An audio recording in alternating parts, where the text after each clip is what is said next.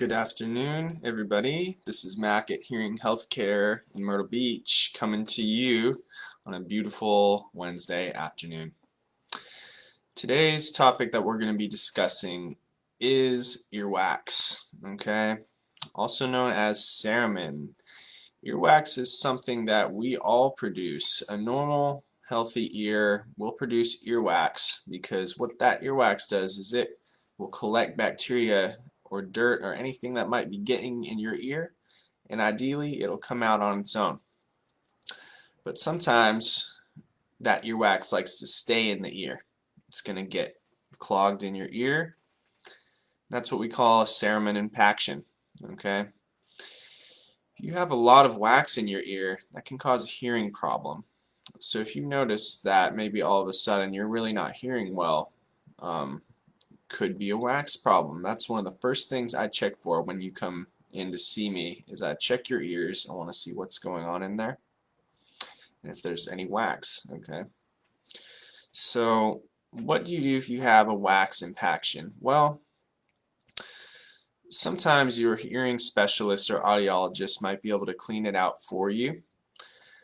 I don't do that here because I don't have the proper equipment to fully flush your ear of all the wax. So I like to refer out to a doctor's care or urgent care facility, or if it's a really bad wax impaction, I'll refer you to an ENT doctor who will get a better look in there and really see if they can clear it out. Okay. Now, prevention. What we can do is we can prevent wax from building up by cleaning our ears. Okay. Now, one way to do this is that we recommend taking hydrogen peroxide, mixing it 50-50 with warm water, and if you have a bulb, you can squirt that in your ear.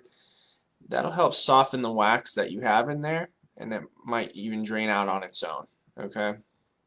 Now, for hearing aid users, you might notice there's wax on the tip of your hearing aid when you pull it out of your ear. Okay, that could mean you have more wax back in your ear that you aren't getting out. Okay, this is what we talked about in one of our past videos. It's very important to clean your hearing aids. Clean off that tip of that hearing aid with the brush, because if the wax gets into your receiver, that's a very common cause of my hearing aid is broken. Well, it might not be broken. What might be going on is there's wax inside of your hearing aid.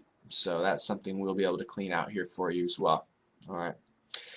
Now, other symptoms that might go along with wax is kind of a feeling of fullness in your ear, some pain in the ear, or even potential dizziness going on, because you know our ears are connected to our balance system. So if you think you might have a wax problem, please come on by to see us here or see your local provider. They'll be able to check your ears and tell you what's going on in there, okay? And if you're having an issue, we might recommend you go get that cleaned out or see what we can do here, because we want you to be able to hear the best you can. And when you have wax in your ear, you really are not hearing the best you can. That wax is impeding the sound from reaching your eardrum and reaching your brain. So you're not going to hear as well as you can. It's very important to keep our ears clean. And once again, we don't recommend using Q-tips. Alright. Let's see. I think that's about all I have to say today. If you'd like to come and see us to schedule your appointment, please give us a call. Our number's right on the page here. We'd love to see you anytime, even if it's just to check your ears, see if there's wax in there. Alright, everyone, have a great day. This has been Mack at Hearing Healthcare Myrtle Beach, signing off. Talk to you guys next time.